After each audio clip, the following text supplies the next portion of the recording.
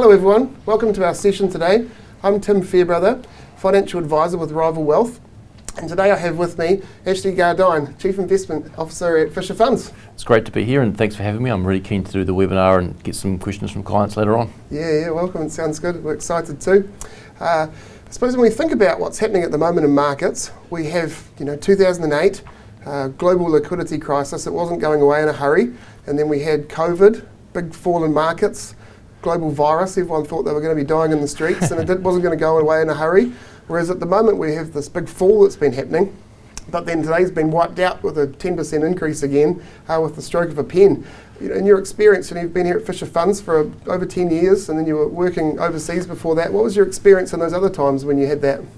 Yeah, it's a great question. I've been at Fisher Funds for 11 years, and over that 11 years we've seen a lot of things. The sovereign debt crisis, COVID, global financial crisis was a bit before that, but I was actually in London at the time working in investment banking, and that was certainly a really eventful time. But overall it's been a pretty turbulent 15 years or so, and that's actually generally helped clients because they've been able to understand that things go up and down, but despite that the outcomes are often pretty good, and we can draw some parallels today as we go through some of our slides just to talk a bit more about that as well. Yeah, sure.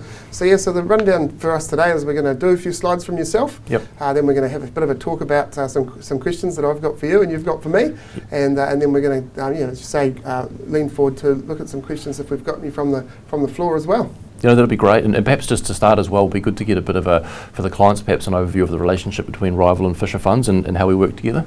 Sure, yeah, we've been involved with Fisher Funds for the last 17 years, which is a long time, so long-standing relationship.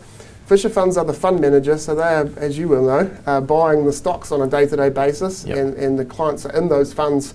The advisor is very much there to help people with their retirement planning, to be thinking about the longer term, to be making sure that the mandate that they have is right for them. We often see people who are, say, in a New Zealand and Australian equity fund, and they're thinking about their long term in terms of what they're doing, but they perhaps don't have the right diversification in terms of where they're at. So the fund manager's not going to tell them which fund to be going in. The financial advisor's there to be able to help them with that. So yeah. Okay, great. Well, I've got a few slides here to go through, and what I'll try and do is talk through that, start with the big picture overview, what's been happening over the last couple of years, what's happened most recently with some of these announcements, and then probably try and put all of that in context. So if I bring up the first slide, I think one thing I should probably say, I finished these slides yesterday, and it's amazing how quickly things can change. We've had one of the biggest ever one-day jumps in the S&P 500, so we'll talk. It was the third biggest since World War II, I think it was. Yeah, that's right. Yeah. The last one of this size was in the global financial crisis, so it's a big 10% up day for the US market. But just to put everything in a bit of context, I always like to set the scene through a longer term lens, and you'll be able to see essentially on screen now we had pretty much 24% increases in markets over the last 2 years in the US, which is a pretty phenomenal run. And you can see actually over that whole 20-year period here, markets averaged a return of about 10% a year, which is exceptionally strong. But as a result of that, the chart on the right, what we essentially see is valuations entered the year pretty elevated, which you'll probably appreciate. So essentially the markets were going really well throughout last year. And if we bring up the next slide, why were they going so well? And maybe Tim, what are some of your thoughts on the things that would have supported markets last year? The consumer in America was just doing exceptionally well, weren't they? And that Magnificent Seven with the AI and the things that were happening within the AI, the tech bubble was getting bigger and bigger, and the valuations were just kept on going up, and people were getting continually excited. That's right. No, and the key driver behind that, you'll better see on the slide here, was essentially uncertainty coming down. So markets hate uncertainty, and we'll talk about that in a minute in terms of the uncertainty we've seen over the last 3 months or so. But the uncertainty at the start of last year was essentially inflation. Inflation was really, really high, having come out of COVID and spiked. And what you can see in the green bars on that chart essentially is inflation came down in most parts of the world from 7, 8, 9, 10, 11% to 2%. And we all know that with rates and insurance and all the other things that have been pushing us along the cost of living crisis. No, exactly. So essentially inflation came down, which allowed central banks to cut interest rates, and that was everyone was concerned about recession, and they were concerned about recession because interest rates were high, and that acts as a real brake on the consumer. In the second half of that slide, you can see essentially for the US at least, because of all that support from central banks, inflation coming down, economic growth expectations got revised higher. So at the start of the year, we were expecting about 1% growth in the US, but actually by the end of the year, the US economy was growing at close to 2.5%, 3%. So all of that was exceptionally supportive for markets. And actually at the start of every year, Goldman Sachs hold a conference in the US, their strategy conference, and they poll everyone about what they think about the year ahead. And 55% of investors at the conference were bullish, and they thought that the US would be the strongest performing share market over that period. So that's obviously changed a lot. And if I flip over to the next slide, the reason that's changed is because of some of these announcements around tariffs. And what you can see, it was on the left-hand side of the chart, essentially a real spike in concern or news stories in particular about tariffs, which we know now. And the chart on the right essentially shows that consumer expectations dropped really significantly as a result of that. And the sort of the transmission mechanism there was people holding off and doing nothing when there's huge uncertainty caused by potential tariff announcements. And you have to remember this is before Liberation Day, so we hadn't even had the big news that we had about a week ago. People were still cautious and waiting for these announcements to try and understand what tariffs would go in place and which ones wouldn't. And the back and forth nature of tariffs are on Mexico and now they're off again made it really, really difficult to make decisions. And I've got a quote on that slide from Larry Fink, the CEO of BlackRock, essentially pointing out what we could see in markets. People were just holding off making any decisions. So CEOs weren't pushing ahead with constructing new plants. M&A was essentially on hold, and even consumers were holding off on making big purchases because they didn't quite know what the lie of the land was going to be. So that all resulted in quite a bit of uncertainty. That was pre-Liberation Day, and then what we saw next, about a week ago, was a Liberation Day announcements essentially from Trump.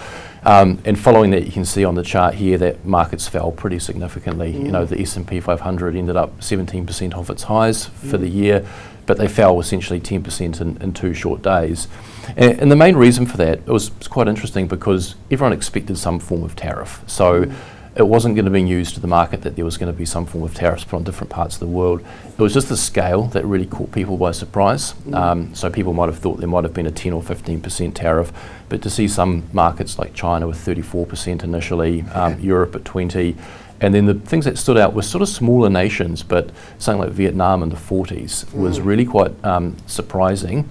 And so that was the first 5% leg down after Trump's announcements. And then the next day, you might have expected a bit of a bounce in the markets, but we didn't get that because China came straight back and retaliated with their 34%.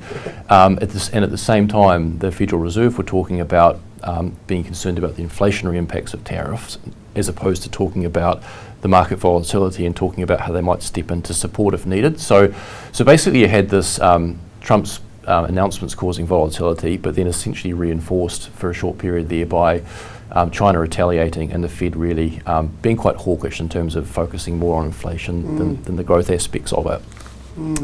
Now I think obviously things have bounced back a bit overnight, and actually the S&P's up about 10%.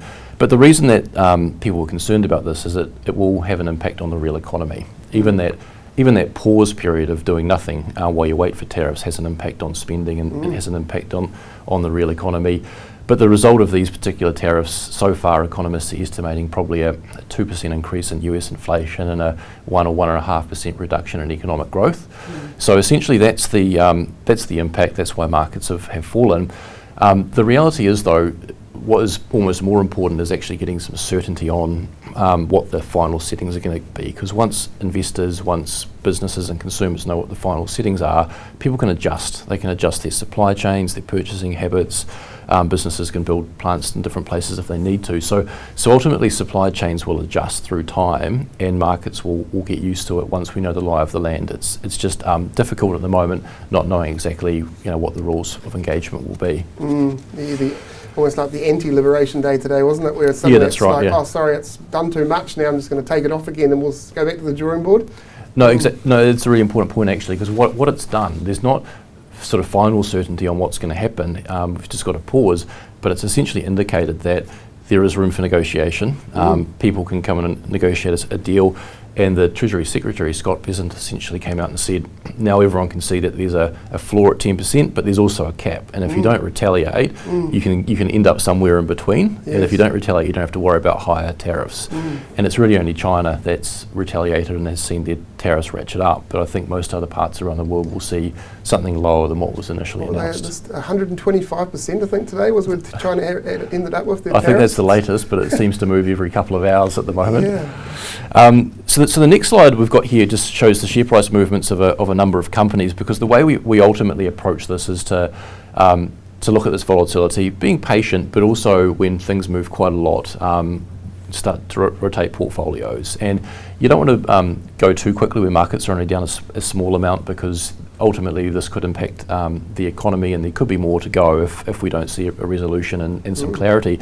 But then at certain points when sentiment gets really negative and share prices come off a long way, fears, the extreme fears there. We want to be buying. So I just put a chart up here showing that retail investor sentiment is actually as bad as it was during the 2022 inflation-driven sell-off, as negative as it was. Russia invaded Ukraine. That's right. Yeah, at the same time. And then it's actually back to the level of uncertainty that we saw during the COVID sell-off as well, which was pretty extreme. It was, yeah. As I said before, everyone thought we were going to be all just in the street, just lying around, like... No, exactly, yeah. No, there was extreme fear there, and it's actually interesting. I was surprised that the sentiment surveys show the same level of fear, but that's interesting for us, because it essentially shows that we know the sentiment's negative. We can see metrics on positioning in terms of cash levels in different global investors' portfolios. People were positioned quite negatively a couple of days ago, and share prices of some great companies, you can see on the right hand side there, were down 25-30+%. So that's a great opportunity for investors. We did start to buy some of the companies that you can see there, adjusting our portfolios. There's always some companies in your portfolios that have held up better than expected, others that have sold off by more. So that volatility gives you a real chance to start swinging things around and trying to make money coming out the other side of these events. I was going to say, are these companies that you hold at the present stage, or the ones that you are wishing to have in the future? Or? Most of these companies here we own, yes. But then you'll have them in different proportions. So we do have some defensive companies and some healthcare companies that aren't on the list here. So when Amazon falls 29% and one of your healthcare companies is only down 5%, it gives you a chance to sell one thing and buy something else. So there's... or if you know that it's got a long-term benefit in terms of, we're not thinking about 2 days or 3 weeks, are we? Which is where people get scared of that greed and fear piece. You're thinking 10 years, 15 years out, then you don't mind buying something that's gone down 50% because of the fact that you're buying it on sale. The discount is there at the moment.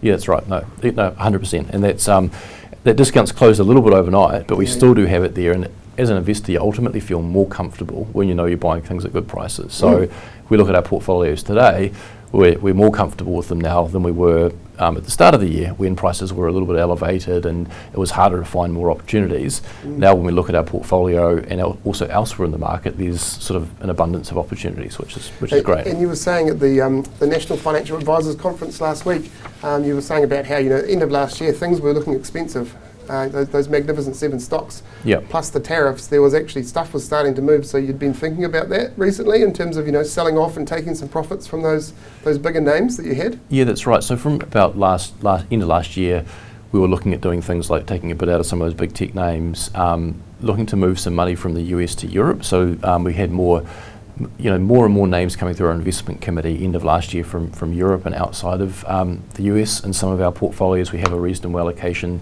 to Europe, Japan, value stocks. So it was sort of trying to get that balance right, and that by having done that, essentially, we now have some ballast in portfolios to swing back the other way, because we actually think some of those big names that got expensive last year are now actually looking pretty attractive. Yeah, great. And then perhaps just to put things in a really long-term context, we've got a slide here which essentially looks at the market over the last 40 years or so. And what you can see here is the annual return every year for the S&P 500, along with what we call its intra-year decline. So the peak to trough sell-off in the market, the S&P, in every given year. And you can actually see here that volatility happens every year. It's essentially the price of admission. If you want to invest in the share market and get better long-term returns, you essentially need to be willing to take some of that volatility. And actually over that whole period, what you've seen is the average intra-year decline was 14%. So, which sounds like a lot. So if you looked at your portfolio, if you just invested in the S&P 500, at some point during the year your balance would have fallen by 14%. But essentially the average over that period was a 10% per annum return, which compounds up pretty well through time, and 34 out of the 45 years on that chart was a positive outcome. So I think it's always just a good way to paint how markets essentially operate. The grey bars show that we should expect good long-term outcomes, but it doesn't come without some volatility, and this is just another example of that essentially. Okay. And I think another, I didn't put a chart on this, but another way to frame it and think about it essentially is during the last Trump administration, we know that markets were up about 80%, the S&P 500 from inauguration day to the next inauguration day. But despite that, we had three pretty significant sell-offs. One was about 10% when the US-China trade war started. The second one was close to 20% when actually the economy was quite strong, but the Fed hiked interest rates and everyone was worried about an economic slowdown. And then the big one, which no one saw, was COVID, as you mentioned earlier. So there are always these things. Sometimes they can be anticipated, like we think there'll be more spikes in volatility during the year driven by trade-related things, but the COVID one you couldn't have foreseen. And the reality is it's just important to have the right portfolio settings for you and your risk tolerance, and ultimately to hang in there for the long term. Yeah, most definitely. So that's so if I had to conclude a little bit on some of those slides, I had a number of them there. I think the key things is, there is a lot of uncertainty at the moment driven by these tariffs. But as a result of that uncertainty, sentiment's already a bit negative, but beaten down. Share prices are already a bit lower, which actually provides some interesting opportunity for us. And that's our role as fund manager, to really be looking at different parts of the markets and try and move portfolios around to take advantage of that. Yeah, great. So if we step things to a different sort of speed, we've been getting questions from lots of clients in recent times. So I've sort of put together a bit of a bundle of those in terms of things that people are interested in, that I believe that they'll want to hear from you today. We're here at Fisher Funds head office, and the phones are going hot out there, and the team's exceptionally busy. So I think the big one that most people are ringing up about today is, are their funds safe? Is their investment safe at the present time? Yeah, I think the key thing to think about there with any portfolio is like how diversified is it, and with our broad portfolios, KiwiSaver portfolios, they tend to have lots of different holdings. So it's not just lots of different stocks. It's equities and bonds. It's assets in New Zealand, Australia, Europe, US. So there's and also investments in different sectors. More defensive sectors, more cyclical sectors. Like tech, healthcare. Healthcare. Yeah. So I think consumer goods like the Procter and Gamble's of the world, the toothpaste and stuff like that. No, exactly. So there's we invest in businesses essentially. Most of these businesses are going nowhere. They're exceptionally safe and stable, and will grow nicely through time. And you can sort of look at any given number of charts that show that through time these great companies grow their earnings, and over long periods of time the share prices will follow those earnings trends. But over short periods of time you have these spikes and volatilities where markets sort of decouple from fundamentals. So actually if anything, it feels as an investor less risky at those times because prices have come down. So if prices have come down, you've got more margin of safety when you're buying something, and that gives us more confidence in the long-term outlook for portfolios. Yeah, and the elephant of the room, isn't it, is like, yes, there has been companies that have gone bust in the past. You look at 2008 and Lehman Brothers and things, you would have experienced that a lot in London. But if that was only a very small piece of your portfolio, then you're only losing a very small bit. And they were very, very different times to what we're seeing now. Like that was a big liquidity crisis. Whereas this is, some jousting that's happening backwards and forwards. No, essentially that's right, and it's very different than a bank-driven crisis. This is actually driven by sort of one individual doing certain things and taking certain actions, which causes some volatility. Having a game plan that no one else knows about. Yeah, and then but what the helpful thing overnight that we saw essentially was that game plan he's willing to change it. There was a debate there for a period in the market as to whether he was definitely just going to go ahead with this exactly as announced, or if there was any negotiation. And perhaps 2 days ago, people were thinking it looks like he's not going to negotiate. These are the new rules. But he's obviously come out and put a pause on. And which I think he said on Friday. He said, "I'm not negotiating anymore. This is that." That's right. So the good thing about that is if things do get too volatile, we know there's a bit of a safety valve there. But ultimately, we've had tariffs before, we've had trade disputes. We've had lots of these events over the last 15, 20 years, but also going back way before that. And we know that ultimately there'll be new rules at some point. Businesses will adjust to that, and ultimately they'll find a new way to grow and deliver value for shareholders. Yeah, I think that's probably one of the ones, the question that I see lots of clients with at the moment is how long is it going to last? So I think you've answered a big part of that there. Yeah. How long is this thing going to last? But ultimately, Ashley doesn't know, Tim doesn't know. I don't even know if President Trump knows at the moment either. Yeah. So that's that thing where you take a long-term strategy and you ride through these things as opposed to trying to buy and sell the whole time to try and trick yourself into the fact that I'll be fearful and I'll take money out of the markets and then I'll be greedy and I'll put it back in because you're usually going to miss out on those opportunities along the way. Yep, no, it's a really good point, and we do get asked the question quite a bit: how long might this last? And it is an interesting one, and there's obviously a range of potential time frames. The outcomes I think the bouncing back from the COVID sell-off took about 5 weeks, which was quite amazing because it was a 30% drop. And then we ramped it into a pretty long bull market, didn't we? That's right. And then other periods, I think, the global financial crisis took quite a lot longer. 2.5 years or so before that's right. Back. Yeah. And then the distinction between those two types of events tends to be whether there was actually a recession or not. And I looked at some stats the other day. In bear markets that aren't followed by a recession, they tend to recover. Bear markets, the ones that go down like 20% is usually that measure? That's right, yeah. So when markets fall by 20% or more and there's not a recession, markets tend to recover in about 7 months. Whereas if there is a recession, it takes longer than that, which is what the market's trying to grapple with at the moment. Will ultimately these tariffs essentially cause a recession? And if so, maybe it takes longer to recover essentially, but if not, then ultimately markets could recover a bit more quickly. Yeah. And do we see that there's what's happening with dividends and things like that at this time? Because obviously you've got two pieces to any stock investment, share market investment, don't you? You've got the capital, which is going up and down. But then you also have the income that's coming from it as well, and that income is usually then coming into the funds on an ongoing basis as well. Has that been fluctuating, or do you make decisions about your investing based on what's happening with the dividends as well? Dividends tend to be a lot more stable, so that income part of any return doesn't tend to change a huge amount through time. You'd expect generally most businesses that are dividend payers to hold their dividend levels or steadily grow them through time. That only really changes in a really significant market event, and even then only for some types of companies. So back to the global financial crisis, banks would have had to put their dividends on hold, for example, but for most businesses they wouldn't have had to. So it tends to be a really extreme event where you'd actually start to see changes in dividend policies. So if you're an investor and you invest in lots of dividend paying stocks, the dividends tend to keep on coming. And so the tariffs that we're talking about now, if they maintained, they're changing daily. Like I was talking to a client yesterday saying that half of their net profit has been taken away by anything that they're sending to America. So that's going to have a pretty big impact on global trade, isn't it? Because then you think, why would I go and send my products to America if I'm going to get the 10% tariff as opposed to sending it somewhere else?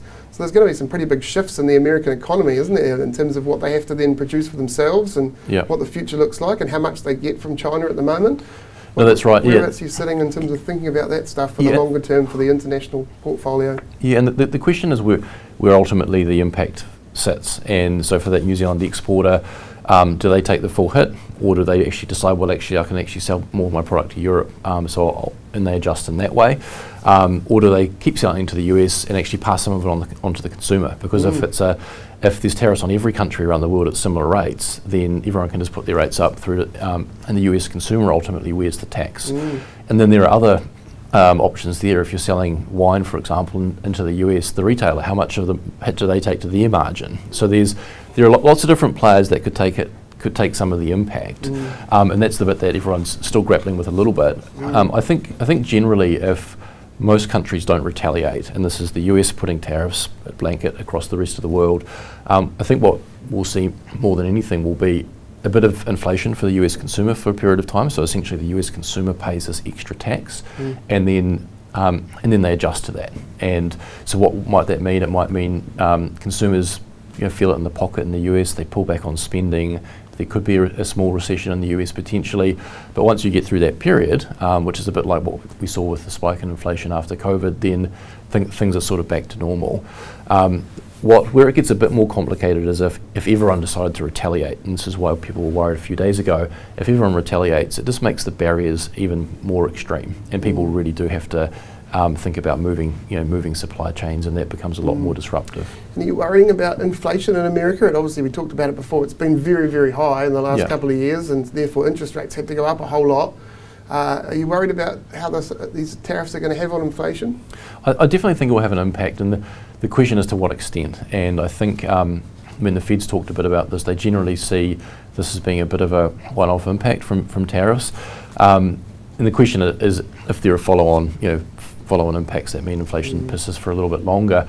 The way I like to sort of frame it is to remember that imports in the US are only 15% of GDP. Right. So it's not like COVID, which might have resulted on huge supply chain disruptions, which impact lots of things, not just imports, domestic production as well. So here we're talking about an increase in price on just 15% of your imports. So if those 15% of imports have a 10% tariff attached to it, that's a 1.5% jump in pricing in the US for a year or so. So I think it's really important to think about, yes, it will be inflationary, but to what extent? And I don't think, assuming there's not a big retaliation or tariff levels don't go higher and higher, then ultimately it's probably a manageable level of inflation. Sure, yeah. Yeah, no, that's great.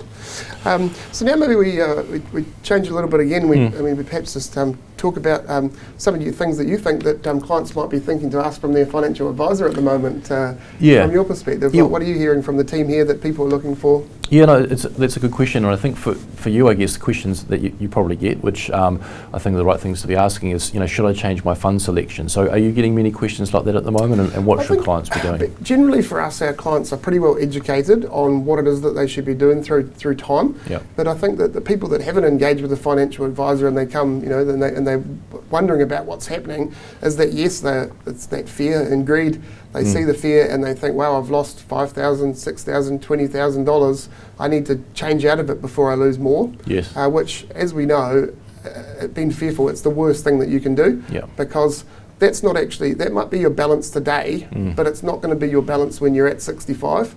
So you might have another 10 years, you might have another 5 years, you might have another 20 years until you get that balance. So it actually doesn't matter if the value of it's going up and down, because of what you alluded to before. You get those drawdowns of 15% all the time in markets, that's normal, but the average is 10% every year.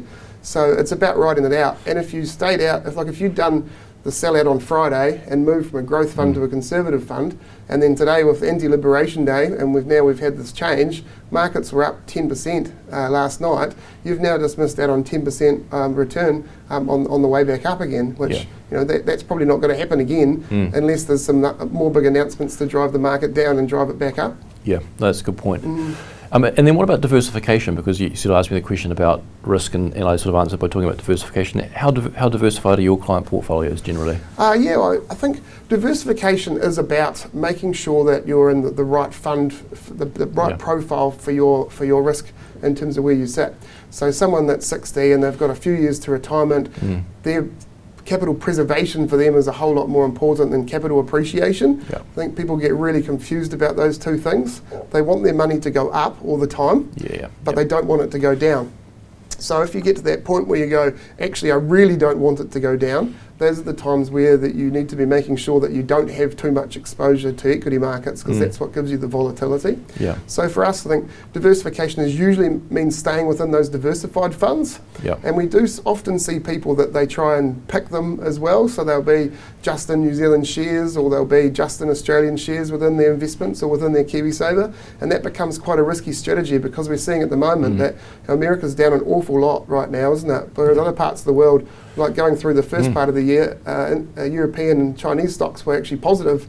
America was down 10% for the year, and everyone else was positive. So making sure that you're diversified and broadly diversified is really the best thing to be going for. And what about those that are, we get this question quite a lot, really close to retirement? Let's say they're 65 and they're in a balanced strategy, which might be right for them, but they'll see this decline in balance. What should they be doing? Well, I think the best thing is that you need to be changing that strategy, or to go to less risk when things are on a high. So the reality is that last December was probably the best time to be doing that. That's the greed part. The fear is when markets are falling over and you want to get out. The greed part is knowing when to take your chips off the table when things have gone up. Yep. And as you alluded to, 2 years of 20% returns. So we get to this point now. This is not a good time to be moving your risk profile down. Yes, there's uncertainty for the rest of the year, as you talked to about in terms of inflation and things, but really it's sticking with what you're doing, running the course, and when things look like they're coming back up and they're getting a bit higher than where they were after this fall, was then moving more towards conservative portfolio where you have a lot of bonds. And people, I suppose that's the thing which people don't get as well, isn't it? Is that the difference? I think a little bit too. Shares, you're investing in a company and you don't know what your outcome's going to be. Your profit goes up, then yes, you're going to make more money. Bonds, you're investing in it. Your outcome is certain. You're getting an X amount of % return for X amount of years. So you put in $1 and you get back $1, and that's the outcome. So that's the safety net. Yeah. And what about you must have a number of clients that have quite a bit in term deposits or those sort of asset classes as well. What should they be doing? Well, I think that interest rates are falling, aren't they, at the moment? So if interest rates are falling, then that means that the return that you're getting is worse and worse all the time. But again, it really, I think, ties back to making sure that you're fitting in with your right risk profile in terms of where you sit. So, I mean, we have clients, yes, where they've come to us, they said, we want to be investors, we want to be clients of yours, and we would say, no, sorry, we just need you to stay it all in bank deposits. Yeah. That's the safest place. You're going to get, 3% return, less tax, less inflation, you're going to be pretty much at zero, but that's okay because you don't want your balance of $1 million to fall down to, $1 past that, because that's your retirement money. Or it might even be that you're saving for a house and you've got $50,000 there. You don't want that balance to fall just below 50 grand because you want to have all that money to put into that deposit for the first home. So there is times where you don't need to take on risk, and I think that it's often gets a little bit mixed. People take on risk when they don't actually need to. And that probably leads to the last question I had actually, was just, we get this question a bit about what should you do if you're saving for a home and you're planning to use your KiwiSaver for that? What sort of fund should they be in? Well, I think that if you've got that view, if you've got 5 to 7 years, then yes, balanced or growth is still going to be fine because you've got a long time to ride out the ups and downs of markets. But if you're anything less than 5 years, then you really do need to be thinking about a conservative portfolio or even a defensive cash. There's a defensive cash portfolio so that you're not getting that, again, that difference between I'm buying for a house. Do I really want capital appreciation? Do I want my funds to go up? Or is it just the fact that you're saving into it rather than that having a floor so that your capital preservation is the paramount thing? Okay, that's really helpful. Good. I think we've answered each other's questions today. We've had a good time along the way doing it, and hopefully we've been able to answer some things that are on people's minds out there. We've answered a couple of the questions that have come through on the chat and things as well. So thanks very much everyone for your time, and thanks very much for joining us today.